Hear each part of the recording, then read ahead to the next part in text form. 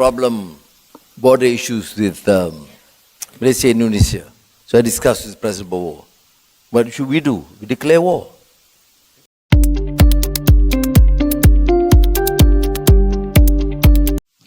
Good afternoon. I'm Eno from National Radio of Indonesia.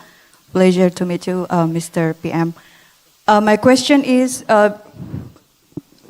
what we see, what was happening in Thailand and Cambodia.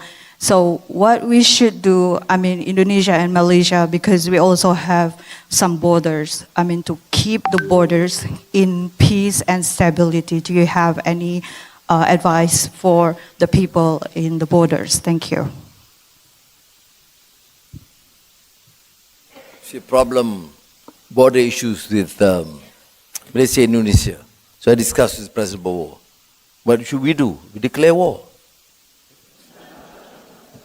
So if we don't want to do it, we have to find an amicable resolution to the conflict. And that's a choice.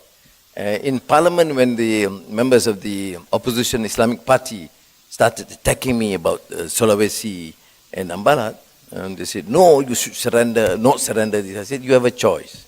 You go to war or you negotiate. Sane people must choose the route to negotiate. And precisely that was what we did. And in process of negotiations, there is, of course, a win-win, give and take, based on, of course, the rules of law. Look at UNCLOS, 1982, look at agreements, look at historical antecedents, and find a resolution. I'm very optimistic, and I think Indonesian president, and for that matter, many of the other countries, Malaysia is essentially a maritime country. We have issues, border issues, for almost every country. But we don't go to war. We have excellent relations. So work on the positive side. Which particular area of the border we can immediately resolve, and defer those that we cannot.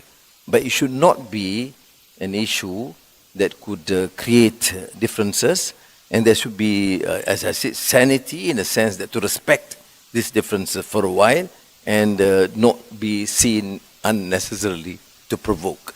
And I'm happy that we have achieved that. Now, if it's an issue talking about issues, there are issues. The team working on it, and I am very optimistic that it can be resolved, even if we can't, as we have not resolved in the last 60 years, and it has not adversely affected our relations. We are in the best of terms, there's a level of trust, and all other issues that can be resolved, we should resolve. So I think that should be the position taken, and I'm very fortunate that there's a position taken by all our countries, our neighbors within ASEAN. Hopefully, this is also the spirit in the international community. Terima kasih.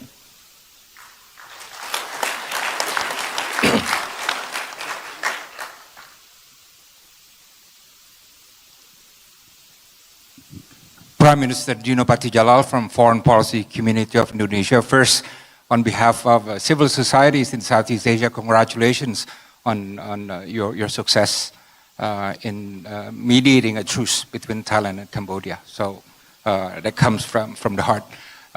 Prime Minister, we fully support the notion of people-centered ASEAN community, and we pledge to make that strategic vision a success. However, it seems that ASEAN community is strong at the top, among the leaders, ministers, diplomats, and officials, but not so strong at the bottom, because the civil societies are still pretty much disconnected. And a lot of the civil societies in ASEAN do not know one another and have not caught on to the ASEAN vibe as well.